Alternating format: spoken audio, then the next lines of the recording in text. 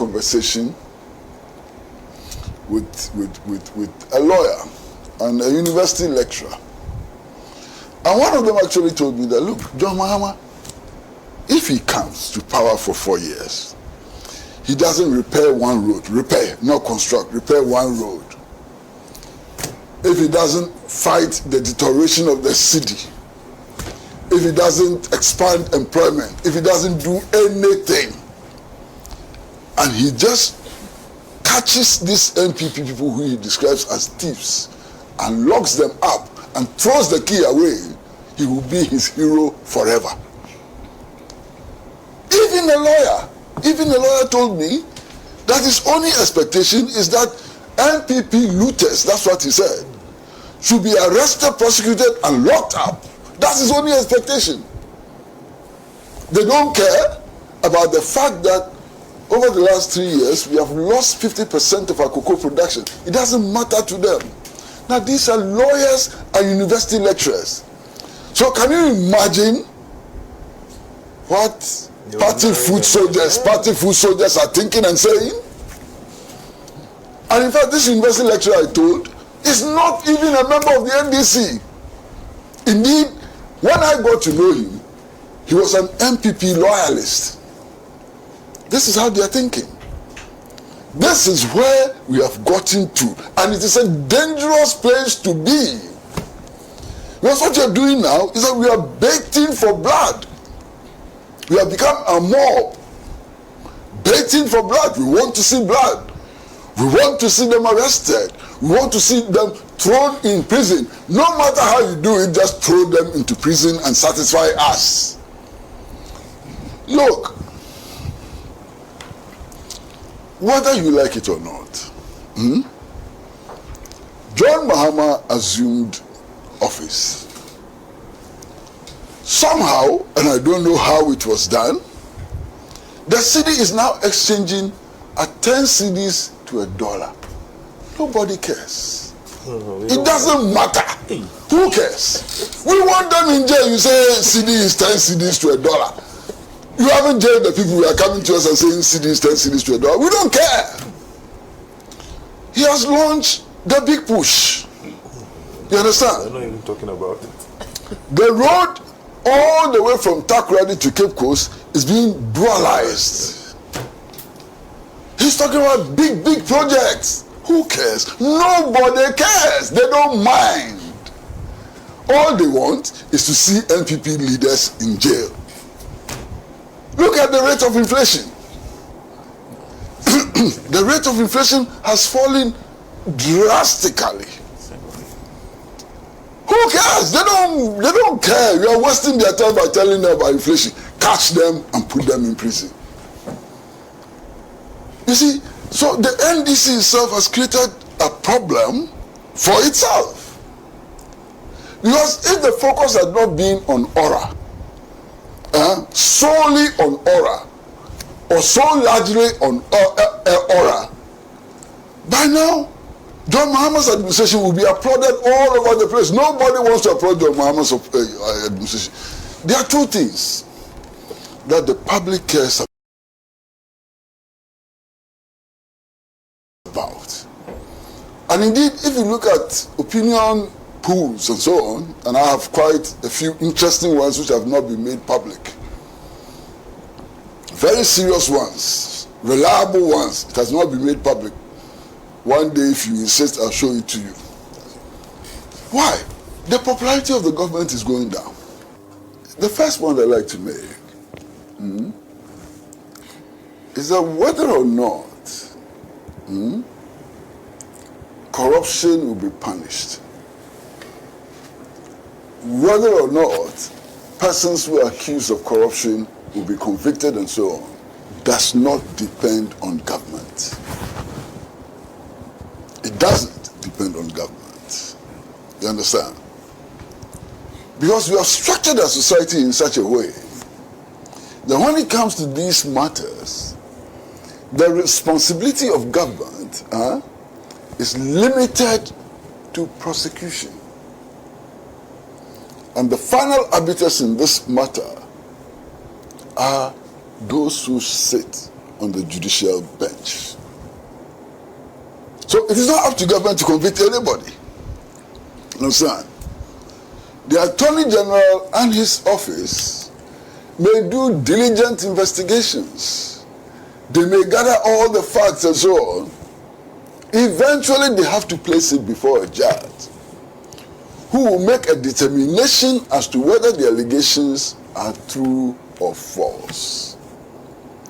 And who will also make a determination as to the kind of punishment to exact if it is proven that corruption has occurred or stealing has occurred or whatever. So we should understand that.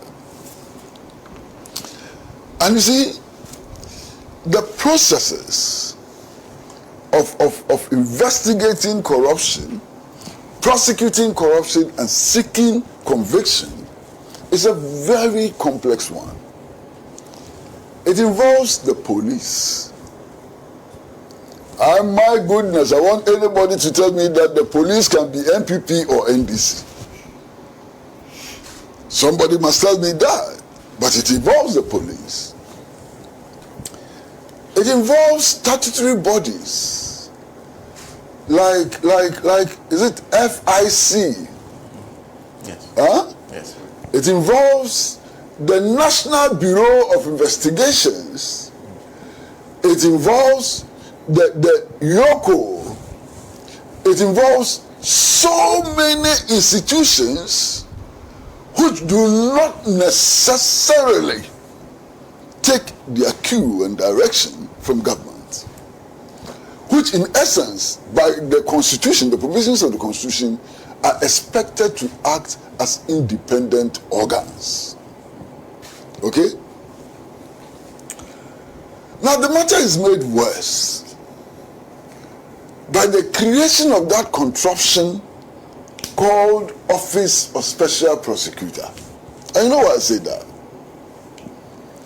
I've taken the trouble to carefully read Article 88 clauses 1 to 6 of the Constitution.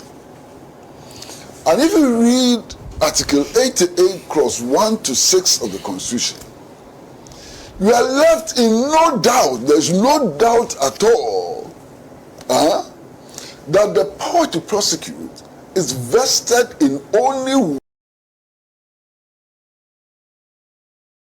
one authority, and that authority is the Attorney General. The original power to prosecute is not vested in the Office of Special Prosecutor. It is not vested in the police. It is vested in the Attorney General. Okay? So all these contraptions that we have created over the years are contraptions which in law ought to be subordinate to the Attorney General. Subordinate to the Attorney General. Okay? Is this the Constitution? Yes, sir. Thank you, sir. And I would read the Constitution in order to make my point. You see, if you take Article 88, Section 1, it says, there shall be an Attorney General of Ghana who shall be a Minister of State and principal legal advisor to the government. Clear. 2, the Attorney General shall discharge such other duties of a legal nature as may be referred to or assigned to him by the President or imposed upon him by this Constitution or any other law. 3, the Attorney General shall be responsible for the initiation and conduct of all prosecutions of criminal offenses. 3 is very clear, and I repeat it. The Attorney General shall be responsible for the initiation and conduct of all prosecutions of criminal offenses. 4, all offenses prosecuted in the name of the Republic of Ghana shall be at the suit of the Attorney General or any other person authorized by him in accordance with any law. You understand? what this means is that the special prosecutor cannot prosecute a case without the authorization of the Attorney General. The Attorney General shall be responsible for the institution and conduct of all civil cases on behalf of the state, and all civil proceedings against the state shall be instituted against the Attorney General as defendant. The Attorney General shall have audience in all courts in Ghana. So Article 88 is clear. Now, you have to read Article 88 within the confines of interpretation of law. And you cannot do that outside the principle of the hierarchy of laws. In this country, laws include provisions of the Constitution, it includes laws made by Parliament, and it includes precedents in the court and so on. Now, if you look at the hierarchy of laws, every other law ought to be consistent with the provisions of the Constitution, or it loses its validity. Okay? So, the Act which establishes the office of special prosecution is an inferior law as compared to the provisions of the Constitution. And indeed, that law does not amend Article 88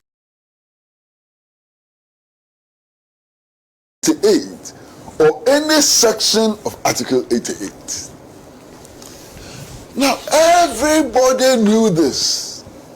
The parliamentarians who passed the Act, the president who signed the Act, all of us who made commentary about it knew that what was doing was a useless contraption. We knew it. What happened then? At the time, the NDC members of parliament decided not to oppose the Act in order not to create the impression that they had become obstacles in the fight against corruption. So for some public relations reasons and so on, they allowed that Act to be passed. NPP members of parliament knew the force of Article 88, and they knew that they were creating a Frankenstein monster only in looks and not in substance. But they too did not want to be seen to be obstructing a dream of their president. And they wanted to create the impression that they were taking the fight against corruption to another level and so on. So you need to top it all. Do you... Oh, please. No, don't worry, please continue. So that you don't break your chain of thoughts. Please continue, don't worry, it's okay. Who would believe that Mr. Martin Amidu was appointed as the first special prosecutor by accident? Was it by accident? No. And if it was by design, what informed that design? That should tell you the whole story about the creation of the office of special prosecutor. You understand what I'm saying? Now we have created that office. Whatever it is, we have created that office. But we have created that office without curing the problem that we thought existed at the time. And what was the problem? And I listened to my good friend Nana Danko Akufo Addo very, very clearly, former president. And he said that his objective was to ensure that prosecutions are not politically tainted. And that because as president, he is the one who appoints the Attorney General, and the Attorney General is part of his cabinet and so on. If the Attorney General were to go after criminal elements or those who had committed corruption and so on, the public perception is maybe that he was witch hunting. But in the final analysis, it's the same president who appoints the Attorney General who also appoints the OSP. So did we go or did we come? That's doesn't make sense. We haven't cured any problem. You understand? Now, so that problem we sought to cure has not been cured at all, because OSPs are appointed also by president, and so we haven't cured that problem. But then in real practice, it is leading to some problems. You understand? Some problems. And one of the problems which has come up recently has to do with the case of Mr. Ken Ofori Atta. And you see, I was going to say Suhini.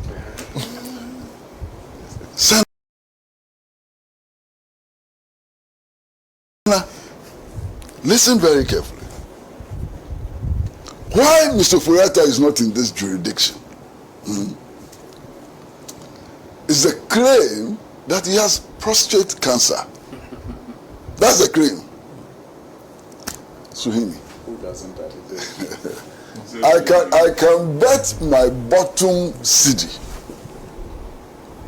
that today, even if you go on the bench, the judiciary, you will find judges who are working who have prostate cancer. If you go to the police service, it's like pregnancy. You find high-ranking officers in the police service who are working who have prostate cancer. Even the OSP's office. If you go to the OSP's office, you are likely to find people there who have prostate cancer and are working. Prostate cancer is not a debilitating health condition anymore. Do you know how many people have prostate cancer? If you go to our prisons, you find people there with prostate cancer. So prostate cancer, it cannot be a sufficient excuse for not cooperating with the Office of Special Prosecutions or any other investigating authority. It cannot be a sufficient excuse. I mean, if they have said that he had something else, I don't want to mention any disease, associate anybody with any disease and so on. But if it was said that he had something else, you know, but prostate cancer, hey, my brother. It's not like malaria. Prostate cancer, you go to any of the hospitals, go to the urology department and see the lineup of persons. But what does the OSP do? He writes a letter to the chief of staff. Clearly, from the interpretation of Article 88(1)-6, his office ought to be working under the direction of the AG. But he bypasses the AG and writes to the chief of staff, asking for some assistance to extradite Mr. Ofori Atta. The chief of staff then writes to the AG. The AG then writes to the Office of Special Prosecutor and say, give me the doctor you have in its current state. I have 2 investigators. Let them come to my office and let's start on the process. OSP says, I haven't finished the investigations. Ally? OSP says, we haven't finished the investigations. Meanwhile, the AG is asking for the docket as it is at the time of the request. He can't go. This is the problem we have created with this contraption, you know, that we have put together and so on.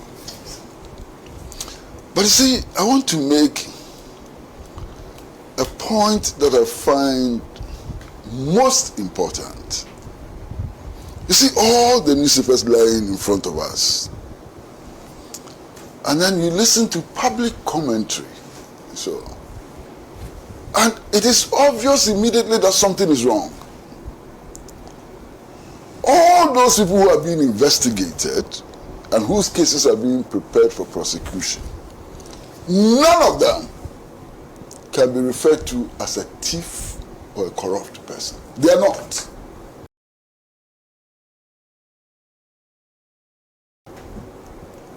Wontumi is not a thief. Hanan is not a thief. Mustafa Hamid is not a thief, and so on. The only authority who can declare them as thieves or corrupt persons is the judiciary. And there has been no judicial process leading to a determination that these allegations against them are true and therefore they are corrupt. You understand what I'm saying? In fact, under normal circumstances, most of our commentary would amount to contempt of court because they are highly prejudicial.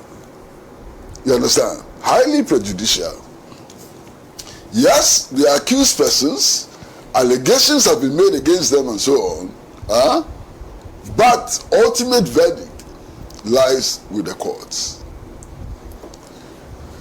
Now, the other thing which is important in this conversation is simply the fact that our system of justice is biased in favor of the elite, of the bourgeoisie.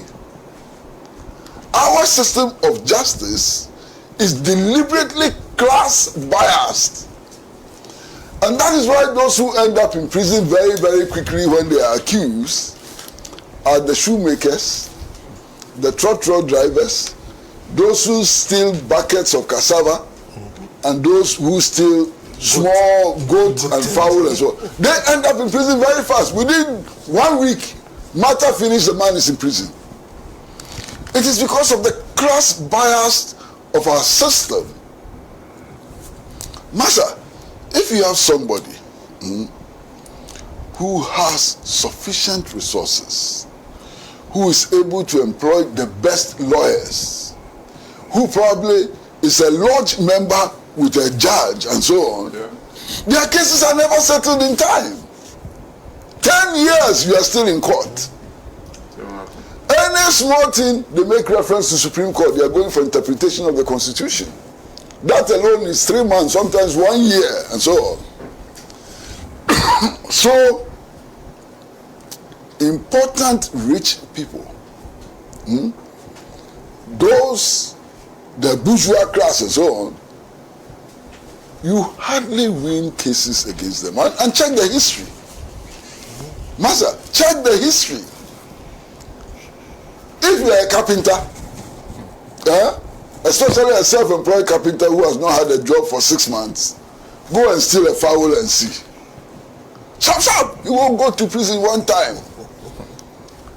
But if you are a big-time lawyer with a few millions in your account, and you happen to be a member of a certain lodge, where a prominent chief has a post in that lodge and so on, how can you go to prison? How can you be convicted?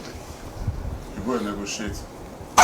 Sometimes you don't even negotiate. They forgive your sins and then you go home and sleep. So this class bias in our system is something that perhaps one day with a properly oriented government and so on, we should deal with. The class bias of our judicial architecture is something that perhaps we need to deal with and so on. Now, Sohini, this campaign against corruption, ORA,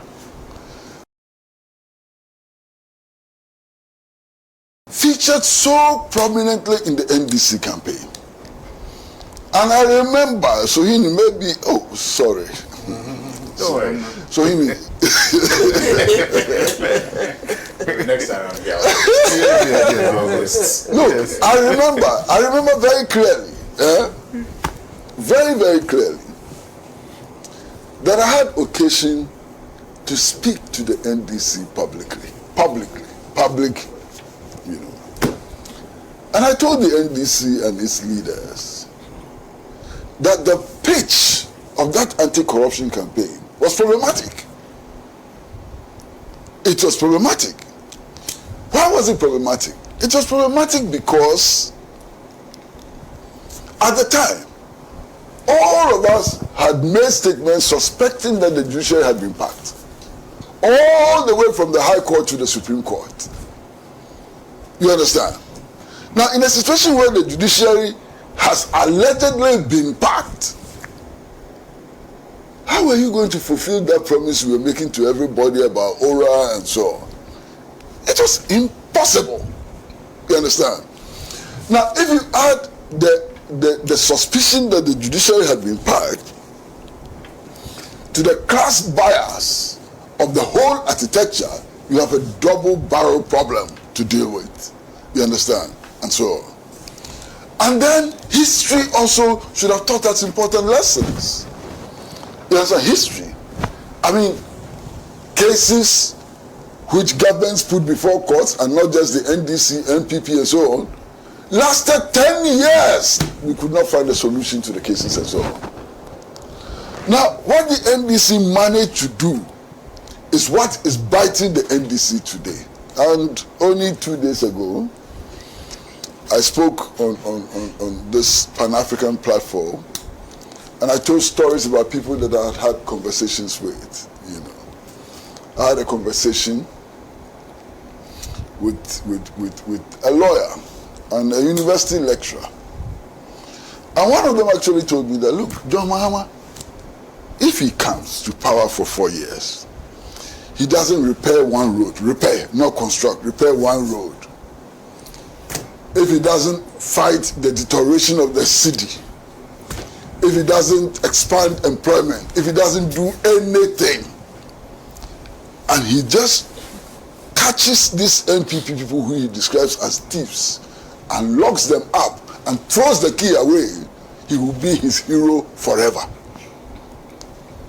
Even a lawyer told me that his only expectation is that NPP looters, that's what he said, should be arrested, prosecuted, and locked up. That's his only expectation. They don't care about the fact that over the last 3 years, we have lost 50% of our cocoa production. It doesn't matter to them. Now, these are lawyers and university lecturers. So can you imagine what party food soldiers are thinking and saying? And in fact, this university lecturer I told is not even a member of the NDC. Indeed, when I got to know him, he was an NPP loyalist. This is how they are thinking. This is where we have gotten to, and it is a dangerous place to be. Because what you're doing now is that we are baiting for blood. We have become a mob, baiting for blood. We want to see blood. We want to see them arrested. We want to see them thrown in prison. No matter how you do it, just throw them into prison and satisfy us. Look, whether you like it or not, John Mahama assumed office. Somehow, and I don't know how it was done, the city is now exchanging at 10 cedis to $1. Nobody cares. It doesn't matter. Who cares? We want them in jail. You say CD is 10 cedis to $1. You haven't jailed the people who are coming to us and saying CD is 10 cedis to $1. We don't care. He has launched the big push. You understand? I'm not even talking about it. The road all the way from Takoradi to Cape Coast is being dualized. He's talking about big projects. Who cares? Nobody cares. They don't mind. All they want is to see NPP leaders in jail. Look at the rate of inflation. The rate of inflation has fallen drastically. Who cares? They don't care. You are wasting their time by telling them about inflation. Catch them and put them in prison. You see, so the NDC itself has created a problem for itself. Because if the focus had not been on aura, solely on aura, or so largely on aura, by now, John Mahama's administration will be applauded all over the place. Nobody wants to applaud John Mahama's administration. There are two things that the public cares about.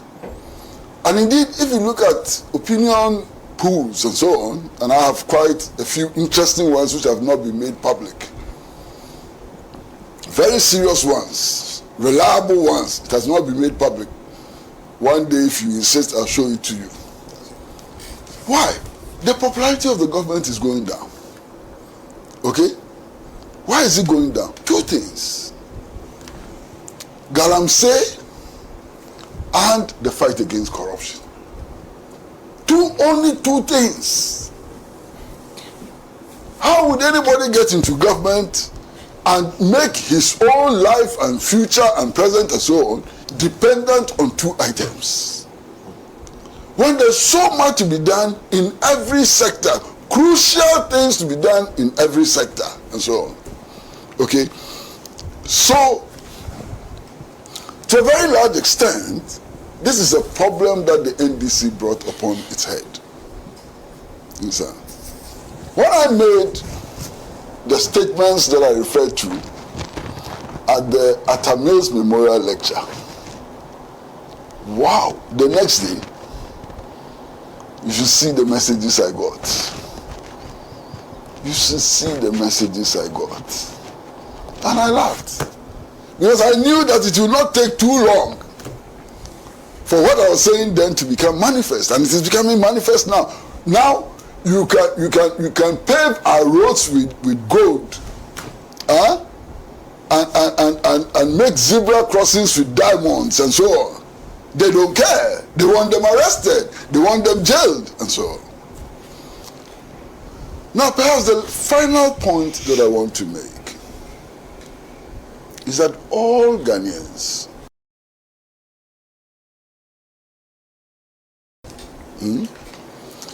including members of the New Patriotic Party, have rights which should not be trampled upon. And this is an important point. All Ghanaians. All Ghanaians. Rights which must be respected. Those against whom allegations are made must be given every opportunity to defend themselves according to law. That is the kind of society we want to build. And I've said on many occasions that some of the things that happened after the overthrow of the Nkrumah government, I don't want to see them happen again. I don't want to see a repeat of the Boy Moses episode where a human being was arrested at the airport. He was actually put in a cage, tied to a moving vehicle, and driven through the principal streets of Accra. It should never happen again in this country. It should never happen again. I don't want to see the repeat of a Kania, which happened in the Rawlings era. It's an aberration which should never happen again. You understand? I spent a considerable amount of time in prison with soldiers, other ranks, and so on. And, Master, some of the things that happened to them, you can't say. I was in military cells with Nana Okuche-Bekwin, then national chairman of the PNP. You know, early in the morning, they would dig a trench and ask this old man to climb into the trench. And they would fire bullets above his head. If he had a weak heart, he would have died. I was in the same cell with Okuche-Bekwin when his son was brought into the cell. Can you imagine the torture? And the instruction was that father and son should never talk to each other, and they were in the same cell. And they didn't talk to each other because of fear. And so, can you imagine the torture? Lieutenant Dennis. I was in the same cell with Lieutenant Dennis. You know, at night, you hear the armored cars roll in, and Lieutenant Dennis will be put in an armored car, and he'll be gone until dawn. And by the time they bring him at dawn, there'll be sand in his nose, ears, and mouth. Sea sand. Obviously, they took him to the beach. And he can't move an arm. And he'll be lying there for dead. After 2-3 days, he starts to move his hand. Then he starts exercising until he begins to feel normal. Then they come for him again and repeat that treatment. These things should never happen again. We have to make a commitment to respecting the dignity of our citizens. We have to make a commitment to protecting the liberties of our people, their rights and so on. So yes, we have to fight corruption. Yes, those who have allegedly stolen money and so on, we should retrieve them, but not at the expense of anybody's liberty and rights. And this point must be made as strongly as possible. Okay? Look, when I gave the Mills Memorial Lectures, I predicted, and I'm sure that Sana, you were there, and Suhini, I suspect you were there. I boldly predicted at the time that His Excellency John Dramani Mahama would become the next president, that he would be elected president. Because you could feel, you knew what was happening. You looked at the prices of food. It had gone up by 500% and so on. You could tell that change was imminent and so on. Today, there are things that we can still feel and tell. And that is this poison, this poison which has been sown in the system. The government only does well if it catches NPP people and throws them in jail. Will come back to cause a lot of havoc if it's not managed well. I've spoken to many lawyers, many distinguished lawyers, senior lawyers and so on. In fact, one of them is Alhaji Inu Safuseni, who testified that Dominic Ayini is a fantastic lawyer, that he's very learned, he's a principled man and so on. So how come that public expectation is not being met? Because it simply cannot be met. You understand? So finally, let me say that as for the fight against corruption, nobody can be against it. Nobody can be against it. The struggle to retrieve whatever may have been stolen, nobody can be against it. The struggle to establish some sanity in public administration, nobody can be against it. But there are real constraints which we need to appreciate. Finito. Thanks for watching. Like and share the video. You can also drop your comment. Please don't forget to subscribe. Click on the bell to turn on the notification.